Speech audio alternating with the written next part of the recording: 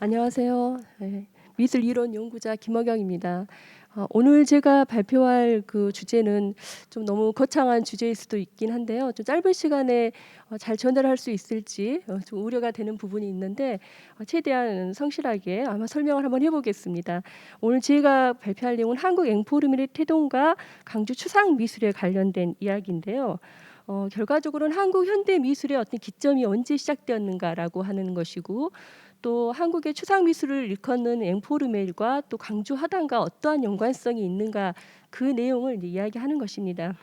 그래서 한국에서는 1978년도에 이제 국립현대미술관과 한국미술협회가 공동으로 이 전시를 개최했는데, 그때 전시의 이름이 한국현대미술 20년의 동양전입니다. 그래서 추상 미술에 1957년부터 1977년까지 저는 좀 복구하겠습니다. 좀 숨이 차가지고요.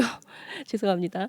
추상미술 1977년까지 그 흐름을 이제 4부로 나누어서 이렇게 설명을 했는데, 당시에 이 1957년을 한국 현대미술의 태동의 기점으로 잡고 있었죠. 그래서 그 이후에 많은 그 대다수의 이론가들에 의해서 이 1957년이 태동설이다라고 이렇게 정론화가 되기 시작을 했습니다. 그런데 그러한 배경에는 몇 가지 이유가 있는데요. 그 첫 번째가 바로 1957년도에 여러 미술 단체들이 창립이 되었습니다. 지금 보시는 바와 같이 뭐 모던 아트 협회라든지 현대 미술가 협회, 이런 단체들이 많이 대거 등장을 했는데요. 이제 그 이유는 이제 한국 전쟁을 겪고 나서 어떤 격동기 혼란을 거친 이후에 당시에 이들이 1949년도에 대한민국 국전이 설립이 되었는데, 이 국전 안에서의 그동안의 그 지내왔던 과정을 보니 아카데미즘, 그다음에 어떤 현대 미술, 그리고 신진과 보수라고 하는 그 대립 갈등이 있었어요. 그래서 1956년도에 이 4인전 4명의 작가가 반국전을 선언을 하게 되면서, 그게 계기가 되어서 1957년도에 제도권의 권위에 이제 저항하는, 그리고 낡은 어떤 미학에 도전하는 그런 어떤 새로운 어떤 결의를 표방하는 단체들이 많이 등장을 하게 되었다는 거죠. 근데 그 중에서도 이제 현대미술가 협회, 현대미협이라고 불리는 이 협회가 1957년도에 창립전을 가졌는데 해마다 2번의 전시회를 했었어요. 그런데 58년도 제3회 현대전에서 이 앵포르멜이라고 하는 그 말을 등장을 하게 됩니다. 이게 바로 이제 비정형 회화의 어떤 양식의 출현을 근거로 해서 앵포르멜로 규정이 되었는데, 이때 그 이론가였던 방근택에 의해서 규정이 되게 됩니다. 여기 사진에 보면 제3회 현대전 사진이 창립전 때 이제 찍었던 사진인데요. 당시 8명이 참가하였는데 6명의 사진이 인물이 등장을 하고 있죠. 그래서 이때부터 1957년이 바로 한국의 현대 회화가 본격적으로 움직이기 시작한 시기다라고 이경성은 이야기했고, 당시 작가로 참여했던 박서보 역시도 이 56년, 57년을 새로운 회화 운동을 분반한 해다라고 이야기를 하게 됩니다. 그러면서 자연스럽게 제3회 작품전에 출품했던 이 회화 넘버 원이라고 하는 작품이 최초 앵포르멜 회화로 일컬어지게 되었습니다. 그때 여기서 우리가 이제 궁금하지 않을 수 없죠. 도대체 앵포르멜이 한국의 추상을 이야기한다고 하는데 어떤 의미를 갖고 있는지 궁금해서 그 용어의 어떤 등장한 부분을 찾아보니 1958년도에 이 이론가로 활동했던 방근택이 현대회화의 문제에서 앵포르멜이라는 단어를 처음으로 지칭을 하기 시작을 합니다. 그리고 또 58년도에 이 현대 미전을 보고 단체전에 서평을 썼던 김영주 여씨도 현대 미술의 영역을 어떤 비정형의 미의식, 앙헐멜이라고 하는 이 단어를 사용합니다. 그런데 그 이전에 1957년도에도 그 내용을 발견할 수가 있어요. 그것은 바로 이 현대 작가 초대전이라고 하는 당시에 어떤 기존 전통, 기존 어떤 기성세대의 어떤 반하는 어떤 제하의 성격을 갖고 있는 단체였는 그 전시회였는데요.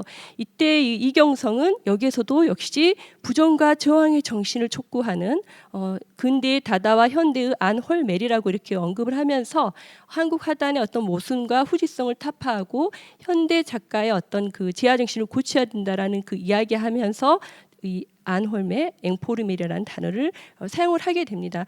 그런데 한 가지 여기서 흥미로운 점이 발견이 되죠. 당시에 전시의 현대 작가 초대전이 이 11월 달에 덕수궁미술관에서 열렸는데 이 전시회를 보고 한 지방 작가가 신문에 기고를 하게 됩니다. 바로 그 내용이 양수아라고 하는 이 강주의 작가죠. 중앙화단에 지은 한 지방 작가로서라고 하는 이 글을 통해서 자신의 그 전시회를 보고 난 소감을 올리게 됩니다. 근데 그 내용을 요약해 보자면 이런 내용이죠. 서울에 와서 전시를 보았어요. 그런데 추상회화라는 것이 어떤 자기 경험이나 어떤 감정에 의해서 추출해서 나타나는 것이고 이미 시작되어서 전 세계에 어떤 주류를 이루고 있는데 지금에 와서 서울에 와서 보니 현대회화를 아르 또는 슈르라고 하는, 여기서 아르는 이제 추상 표현주의를 이야기하고 슈르는 초현실주의를 이야기하는 것인데 이런 게 여전히 이 중앙 화단에 있는 게 아주 기형적이다라고 하는 비판을 하고 있는 내용입니다. 그가 이렇게 비판을 할 수 있었던 이유는 무엇일까요? 그런 것은 1958년에 그는 이미 강주의 이 사범대학교에서 근무를 하고 있었는데 서광이라고 하는 이 문예지를 통해서 앵포름에 대한 어떤 미의식을 표명을 합니다. 그래서 작가로서 어떤 경험, 자신의 어떤 그림을 그리는 어떤 인식 이런 것들을 바탕으로 해서 앵포름에 대한 미의식을 이제 상세히 소개를 하고 있죠.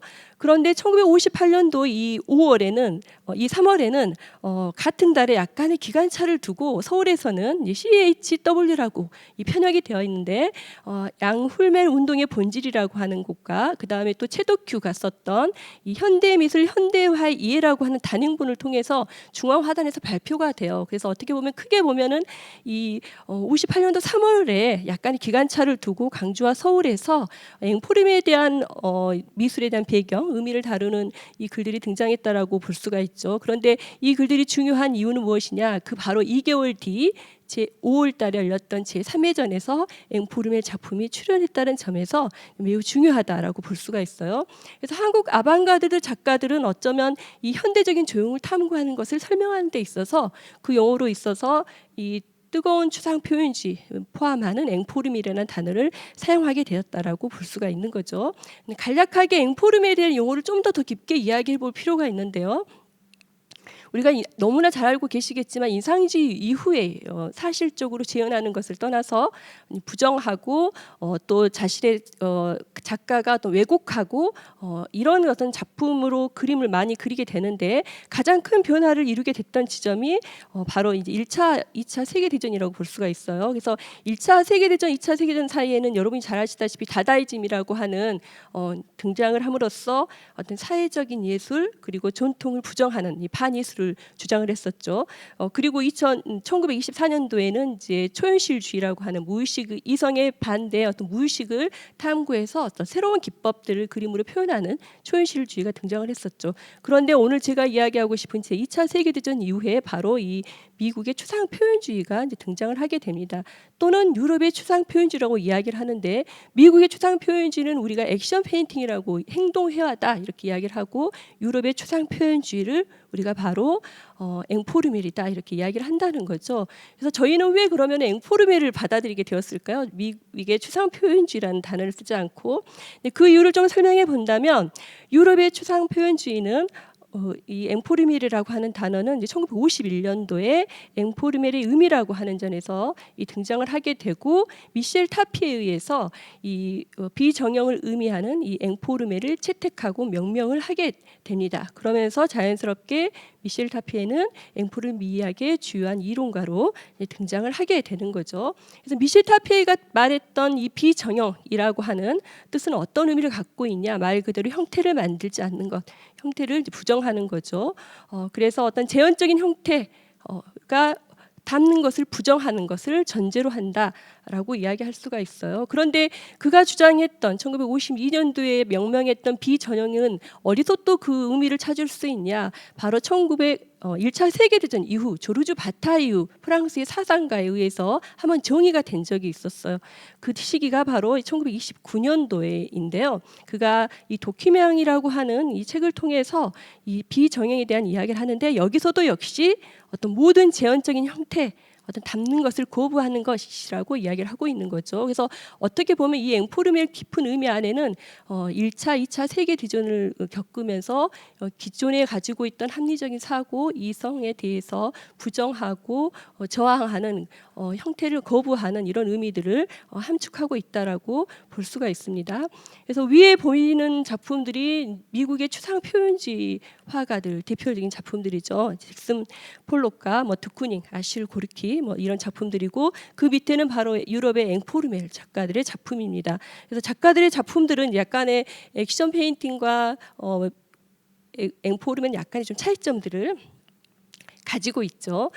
그런데 이 표현주의라고 하는 것 안에는 당시 아주 중요한 어떤 의미를 가지고 있었어요. 그게 어떤 의미냐고 하면은 1940년도 이후에 2차 세계대전이 끝나고 난 이후에 어떻게 보면 미국 자체는 유럽과 파시즘에 대항하기 위해서 어떤 문화와 예술을 통한 심리전을 시도했다라고 볼 수가 있는 거죠. 그래서 전후 어떤 미술의 어떤 주도권을 둘러싸서 미국과 어떤 프랑스 간의 어떤 양국의 어떤 갈등의 어떤 일면들이 이 바로 추상 표현주의라고 하는 것, 그리고 이 앵포르멜이라고 하는 것 사이에서 이제 드러나게 되는데, 미국의 추상 표현주의를 대표하는 인물이 바로 이 지금 보여지는 이 잭슨 폴록이라고 하는 사람이죠. 그래서 이 라이프지에 그가 생존하는 가장 위대한 미국의 화가인가라고 하는 이게 질문을 던지면서 파란을 일으키게 됩니다.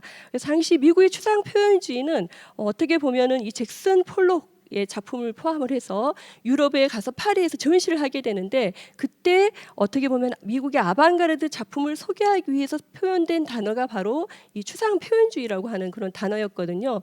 당시에 이 미국의 어떤 추상 표현주의를 대표했던 이론가 두 명이 있다면 너무나 잘 알고 계시겠지만 클레멘트 그린버그라고 하는 예술의 순수성을 주장했던 분이죠. 다른 한 분은 액션 페인팅을 명명했던 헤롤드 로젠버그 가 있습니다. 그런데 이들에 의해서 어떻게 보면 이 미국의 추상 표현주의라고 하는 단어가 보편적인 어떤 문화 기호로서 어떤 국제적인 위상을 갖게 되었다라고 볼 수가 있어요. 그렇다면 그 미셸 타피에가 명명했던 앵포르멜은 어떻게 되었을까요? 그는 어떤 이론화하기는 했지만 미술 화단에 인식시키는 데는 어떤 한계점에 부딪히게 되면서 앵포르멜을 알리기 위한 방책으로 일본 아방가르드와 연계를 시도하게 됩니다. 그래서 그가 만났던 곳이 바로 이 구타이라고 하는 구체미술협회이죠. 그가 이끌었던 그 단체를 이끌었던 인물이 바로 요시하루 지로라고 하는 인물인데, 그가 얼마나 이 선도적이고 주도적인 아방가르드적 성격을 가졌냐라고 알 수 있는 것은 여기 빨간색으로 표기되어 있는 것처럼 이 구체미술협회는 여기에 따라야 되는 거예요. 남의 것을 모방하면 안 되고 지금까지 알려지지 않는 어떤 예술을 창조해라라고 하는 그 지침이 있을 정도로, 그래서 당시 제1회 전시 55년도 했던 전시회인데 야외에서 어떤 실험전을 한다거나 퍼포먼스 행위를 한다거나 상당히 좀 전위적인 그런 어떤 그 퍼포먼스를 많이 했던 그런 단체라고 볼 수가 있는데, 이 아방가르드의 위상을 높이고자 했던 일본 미술계의 이 요시하루 지로가 초청을 하게 되죠. 미셸 타피에를 1957년, 58년도에 이 초청을 하게 되면서 전시회를 갖게 됩니다. 당시 그 전시회는 미셸 타피뿐만 아니라 앵포르멜을 대표했던 이 조르주 바타유가 작품의 시연도 함께 하게 됩니다. 이 장면이 일본 미술 잡지 미지에 실리게 되고, 그게 한국의 58년도에 신미술이라고 하는 잡지에 소개가 되면서 이 미셸 타피의 다른 종류의 예술이라고 하는 것들을 우리 한국의 이 작가들이 접하게 되었다는 거죠. 좀 더 자세하게 한번 그렇다면 이 앵포르멜 회화 작품과 어떠한 연관성이 있는가를 좀 더 구체적으로 좀 더 이야기를 들어가 보면, 이 박서보의 회화 넘버 원을 그렸던 그의 어떤 회고에 따르면 이렇게 이야기를 하고 있어요. 박서보 선생님이 그림을 그리고 있었어요. 1958년도에. 그런데 누가 등장을 하느냐? 방근택이 이 그림을 보고 이야기를 했다는 겁니다. 앵포르멜이다. 그리고 미국에서는 액션 페인팅이라고 이야기한다. 대단한 어떤 선풍적인 인기를 끌고 있는 것이다. 그리고 또 미셸 타피의 앵포르멜 선언이 실려 있는 그 글을 현대 미협의 회우들과 함께 읽어보았고, 3회전 이후, 지금 회화 넘버원은 3회전에 출품된 작품인데요. 그 이후에 제4회전부터는 모두가 다 앵포르멜로 전향하고 말았다라고 이야기를 하고 있죠. 또 윤명로 작가 역시도 이 방근택을 언급을 하게 됩니다. 이봉상 연구소에서 드나들면서 일본에서 가져온 이 미셸 타피에가 쓴 또 다른 예술이 이물이라고 하는 이 글을 같이 함께 읽으면서 어떤 새로운 조용에 대한 이념 하는 탈출구로 여겼다라고 하는 거죠. 그래서 어떻게 보면 이 앵포르메레라고 하는 것은 어떤 전후 분단 어떤 그 상황에서 어떤 실존이라든지 어떤 그 강한 호소력을 갖고 있는 표상으로 여겨졌다고 볼 수가 있으면서 이 앵포르메를 보편적인 어떤 용어로 받아들이지 않았나 이런 생각이 듭니다. 그러면서 여기서 중요한 인물이 바로 또 등장을 하죠. 비평가 방근택이라고 하는 인물에 대해서 좀 더 알아보도록 하겠습니다. 박서보가 그렸던 작품들을 조금 덧붙여서 이야기를 해보면 이 58년도 12월이면 사회전이 끝난 시점이거든요. 그래서 당시 보도된 신문 자료를 보면 이 추상을 그리고 있는 모습이 보여지는데 그 이전에 그렸던 작품 바로 이 작품은 55년도에 그려졌던 양지라고 하는 작품이고 이것은 닭 그리고 이것은 자바상 57년도에 그려진 작품이에요. 그래서 그의 작품이 어떻게 보면 아주 짧은 시기에 현격한 변화를 보이고 있다라고 하는 것을 알 수가 있는데 그 이유는 바로 이 비평가 방근택과의 교류에 있었다는 것을 알 수가 있고 앵포르메이 등장한 그 배경에는 이 비평가 방근택의 역할이 분명히 보인다라는 것을 우리가 알 수가 있죠. 그렇다면 현대 협회전의 작품에서도 마찬가지예요. 57년도에는 이렇게 여전히 표현주의적인 그리고 어떤 사실성을 기반하고 있다는 것을 알 수가 있는데 그 이후에 여기 특히 이 전상수 작가의 작품은 이 작품이 3회전이고 4회전인데 3, 4회전 사이에 많은 변화가 있었다라는 것을 우리가 엿볼 수가 있습니다. 그래서 방근택은 그러면 이 상황에 대해서 어떻게 설명을 하고 있느냐? 그의 회고를 보면 미국 공부관에서 많은 책을 봤다라고 합니다. 그리고 그 책 안에는 앞서 제가 설명했던 미셸 타피에와 또 조르주 이 마티우가 그림을 그렸던 그런 그 장면들을 미술 수첩이라든지 이 미지엘을 통해서 다 보았고 그것을 스크랩하고 기록하면서 앵포르메에 대한 식견을 넓혔다라고 이렇게 이야기를 하고 있습니다. 그리고 또 하나 다른 하나의 다른 예술 미셸 타피의 글이죠. 이것을 입수해서 회원들과 함께 돌려가면서 읽었다라고 이렇게 이야기를 하고 있죠. 이 미국 공부관에서는 당시 많은 이 도서와 책들을 접할 수가 있었는데 특히 미술 자료를 많이 볼 수 있었다라고 해요. 당시 신문의 기사 내용에 보면은 미국 정부 교육 그 교환의 기금으로 무료로 많이 이렇게 배포되었다라고 하는 그 기사들을 흔치 않게 발견을 할 수가 있습니다.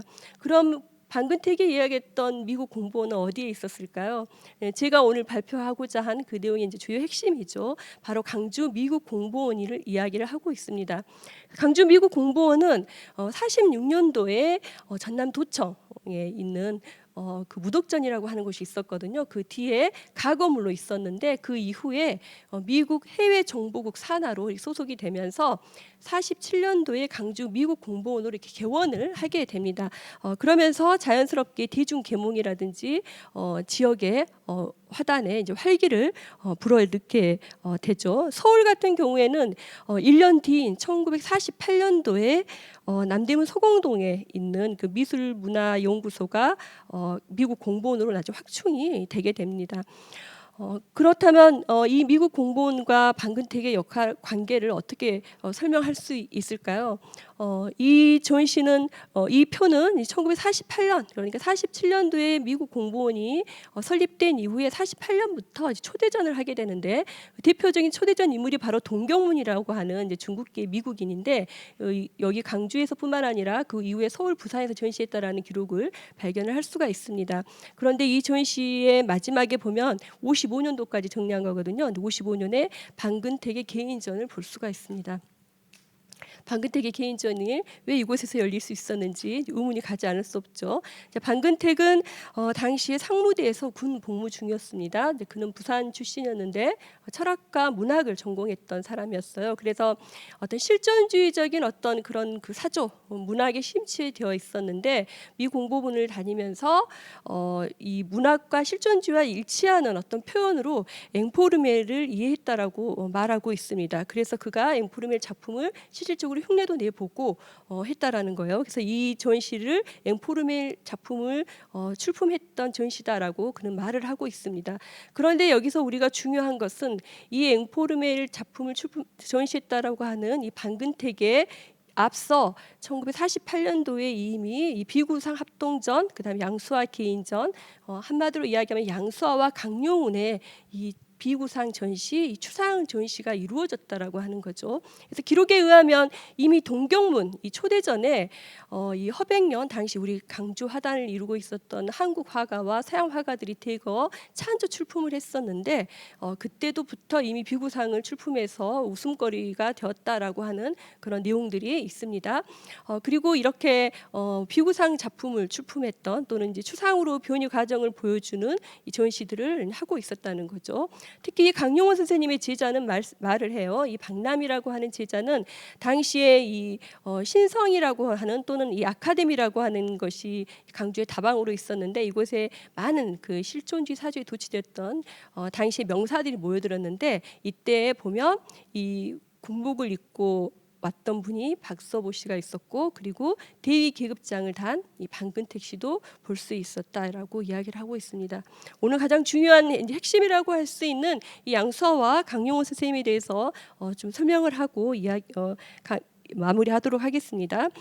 양수화는 이미 12살 때 일본으로 건너가요. 시모노세키로 건너를 가서 거기서 이미 중학교를 졸업하고 가하바타 학교를 졸업을 하게 됩니다. 그래서 해방 이후에 이제 한국으로 돌아오게 되죠. 그래서 올해로 어떻게 보면 지금 100주년을 맞으신 분이 양수화라고 하는 정말 고국적으로 한번 조명을 해봐야 되는 그런 중요한 화가인데요.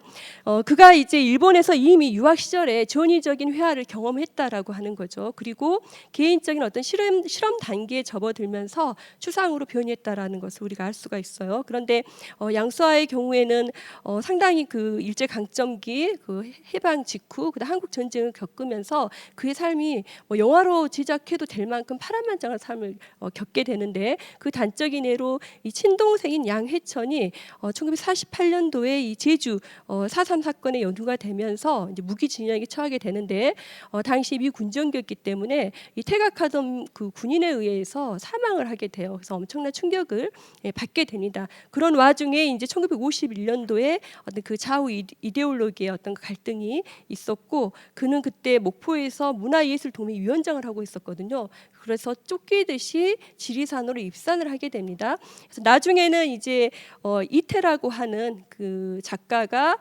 남부군 빨치산이라고 한 수기를 쓴 책이죠. 이 남부군을 발표하면서 그 안에 양지하라고 하는 인물로 그려주고 있습니다. 그렇듯 일제 강점기를 거치고 그리고 한국 전쟁을 거치면서 상당히 그 척박한 시대를 살았던 그런 인물이죠. 그러면서 오히려 상대적으로는 예술에 대한 어떤 신념, 순수한 진념 이런 것들에 대해서 창작력이 상당히 컸던 것 같아요. 안타깝게도 미 공보부에서 전시했던 초창기의 작품들은 우리가 그의 삶에서도 우리가 엿볼 수 있듯이 남아있지가 않고 그 드로잉들만 40년대와 50년대 초에는 남겨져 있습니다. 그래서 이 양수화의 작품을 보면 당시 어떤 인간의 어떤 감정을 대입시킨 어떤 인물의 표정, 성격 이런 그것을 이제 직관적으로 표현한 거죠. 이런 불만이라고 하는 이런 작품들, 따진다 질투, 그리고 거의 이런 사랑 같은 경우에는 거의 비정형의 작품이다라고 우리가 볼 수 있는 거죠. 그 이후에 50년대 중반에 그려졌던 이런 작품들이 있습니다. 이 모든 작품들이 추상 표현주의 또는 앵포르멜의 성격들을 다 가지고 있는 거죠. 그렇다면 강주에서 추상 회화의 가장 첫 번째 작품으로 알려진 작품이 바로 이 강용운의 이 봄이라고 하는 작품이에요. 1947년도에 그려진 작품이죠.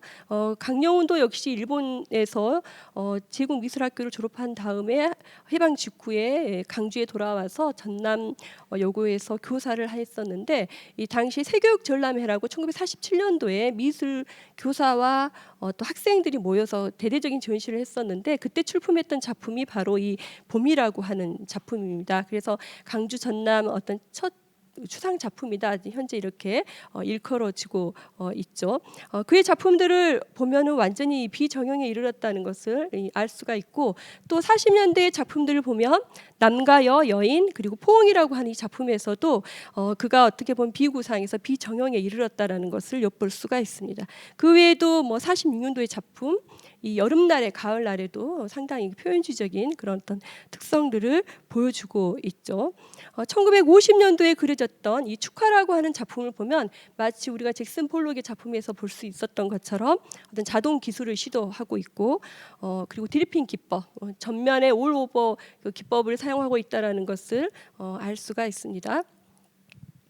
한 가지 빠질 수 없는 인물이 미 공보원을 이야기할 때 이 김보연 선생님을 이야기를 할 수가 있는데요. 김보연 선생님은 창녕 출신이죠. 그런데 일본에서 유학을 다녀온 이후에 조선대학교가 1946년도에 회화과가 만들어졌어요. 초대 교수로 부임을 하게 됩니다. 그래서 그가 태평양 미술학교에서는 사실적인 그림들을 배워왔었는데 이곳에서 1955년도까지 왕성한 활동을 하게 되죠. 그런데 그에 대한 이야기를 다 설명을 할 수가 없지만 시간상 당시에 어떤 그 좌우 이데올로기의 어떤 희생자였어요. 그래서 죽음에 몇 번이나 직면을 하게 되고 그러한 심리적인 공포감을 벗어나기 위해서 55년도에 미 공보원을 통해서 미국으로 넘어가게 됩니다. 그래서 미국으로 그가 갔었을 때는 초현실주의에 이어서 추상 표현주의가 열풍을 끌고 있었죠. 그래서 그는 자연스럽게 지금 55년도에는 강주에서 그렸던 작품이고요. 57년도에 이 과거의 기억, 어떤 상처들을 화폭에 분출하는 듯한 이 추상 표현주의적인 작품으로 표현을 하고 있습니다. 그래서 추상 표현주의 제1세대다 이렇게 불리고 있죠. 정리를 해보면 그럼 한국 앵포르멜의 태동 시점, 우리가 보통 기점이라고 한다면 어떤 시기나 장소까지 우리가 포함해서 이야기를 할 수가 있는데 강용훈의 봄은 1947년도의 작품이고 현대 미협의 작품 제3회전의 경우에는 58년도의 작품이 전시죠. 그래서 이것만 보아도 태동 시점이 언제인지 저희가 한번 결론을 이야기해 볼 수 있다라는 거죠. 그래서 한국 앵포르멜은 그럼 언제 어디서부터 이렇게 시작되었는가? 그리고 한국 전쟁이 끝난 이후 8년이라는 공백이 지난 다음에 어떤 그 현대 미협 사이의 추상을 우리가 어떻게 설명을 할 수가 있는가? 그리고 현대 미협의 작가들이 정말로 실존적인 어떤 존의에 대한 어떤 그런 필연성, 어떤 죽음에 직면했던 어떤 인간에 대한 어떤 실존, 어떤 저항 이런 것들을 극명하게 드러낼 수 있는가라고 하는 부분에서는 그 평가가 상당히 유보적이다라고 이야기할 수가 있는 거죠.